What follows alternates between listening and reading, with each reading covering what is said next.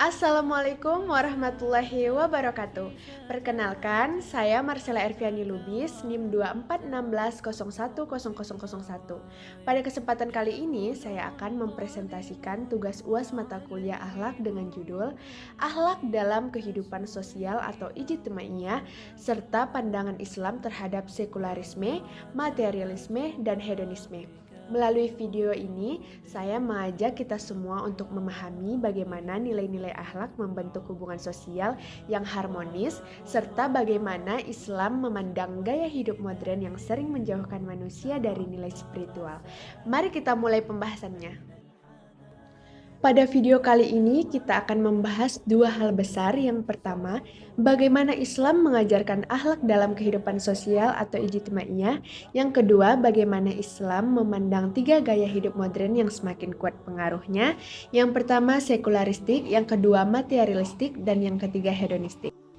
Mari kita mulai dengan memahami bagaimana akhlak membentuk kehidupan sosial yang sehat dan harmonis. Dalam poin A, akhlak dalam kehidupan sosial kemasyarakatan atau ijtimaiyah. Dalam Islam, akhlak adalah perilaku seseorang yang mengikuti ajaran Al-Quran dan hadis. Itulah sebabnya akhlak bisa dinilai baik atau buruk berdasarkan dua sumber pokok.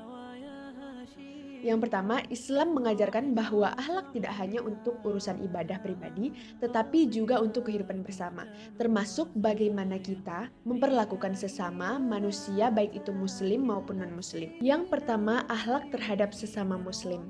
Terdapat sebuah hadis riwayat Imam Bukhari dan Abu Hurairah yang menjelaskan bentuk-bentuk akhlak kepada sesama muslim. Di antaranya adalah yang pertama, mengucap salam saat bertamu. Salam itu bukan cuma sapaan, tetapi doa keselamatan. Ini mempererat hubungan dan menyebarkan kedamaian. Selanjutnya, memenuhi undangan. Datang saat diundang menunjukkan kepedulian dan menjaga hubungan baik antar saudara. Yang ketiga, memberi nasihat jika diminta. Jadi ketika seseorang meminta nasihat, kita dianjurkan untuk memberi saran dengan penuh kejujuran dan kasih sayang. Yang keempat, mengucapkan tasmid dan menjawab hamdalah. Saat seseorang bersin dan mengucap alhamdulillah, kita mendoakannya dengan ucapan yarhamukallah. Ini melatih kepedulian dan adab dalam interaksi. Yang kelima, menjenguk orang yang sakit. Menjenguk orang yang sakit adalah bentuk empati yang besar. Kehadiran kita bisa membuat mereka merasa diperhatikan dan tidak sendirian. Yang keenam, melayat dan mengantarkan jenazah. Mengiringi jenazah adalah penghormatan terakhir sekaligus pengingat bahwa kita semua akan kembali kepada Allah.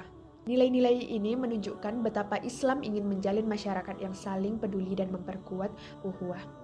Yang kedua, ada akhlak terhadap non-muslim.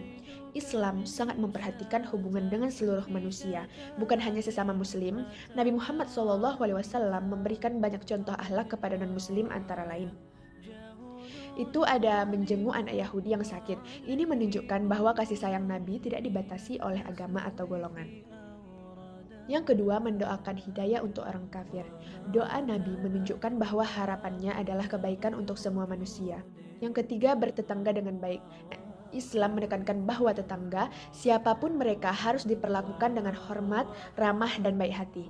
Disinilah terlihat bahwa akhlak dalam Islam bersifat universal, mengajarkan kebaikan kepada seluruh umat manusia. Di dalam poin B, pandangan Islam terhadap gaya hidup sekularistik, materialistik, dan hedonistik. Setelah memahami akhlak sosial, mari kita melihat tantangan manusia modern yang sering menjauhkan seseorang dari nilai agama. Yang pertama itu ada pandangan Islam terhadap sekularistik. Sekularistik adalah pandangan yang memisahkan agama dari urusan kehidupan termasuk politik, sosial, dan pemerintah. Kedua, pandangan Islam tidak menerima pemisahan total antara agama dan kehidupan. Konsep sekularisme yang menghilangkan peran ulama atau nilai agama dalam pemerintahan dianggap bertentangan dengan ajaran Islam. Bagi Islam, agama adalah pemandu kehidupan, bukan sesuatu yang ditempatkan hanya di masjid atau ranah pribadi. Yang kedua, pandangan Islam terhadap materialistik. Materialistik adalah pandangan hidup yang menilai kebahagiaan dan kesuksesan berdasarkan harta benda.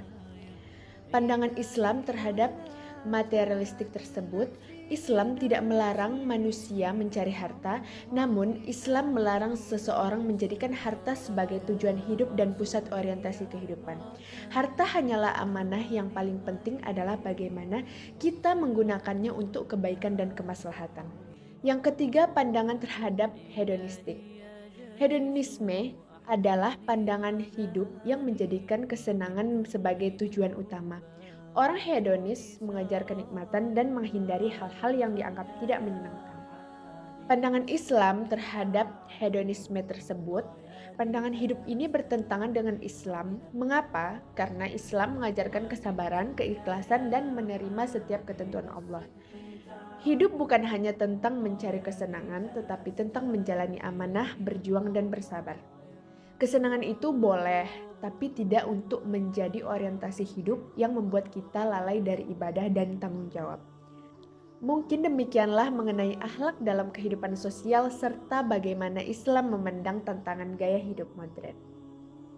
Semoga materi ini bukan hanya menjadi pengetahuan, tetapi juga pengingat bahwa akhlak adalah fondasi kuat yang menjaga kita tetap berada di jalan yang benar.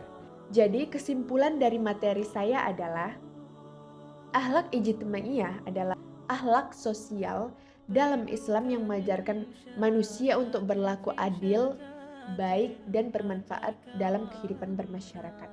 Ajaran ini bertujuan menciptakan hubungan sosial yang harmonis dan penuh tanggung jawab. Tantangan ini muncul dari gaya hidup modern seperti sekularisme, materialisme, dan hedonisme. Sekularisme memisahkan agama dari kehidupan, sementara materialisme menjadikan harta sebagai tujuan utama, sedangkan hedonisme berfokus pada kesenangan dunia.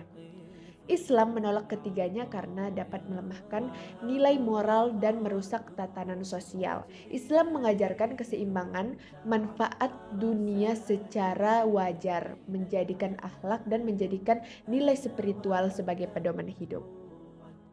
Mungkin cukup sekian. Assalamualaikum warahmatullahi wabarakatuh.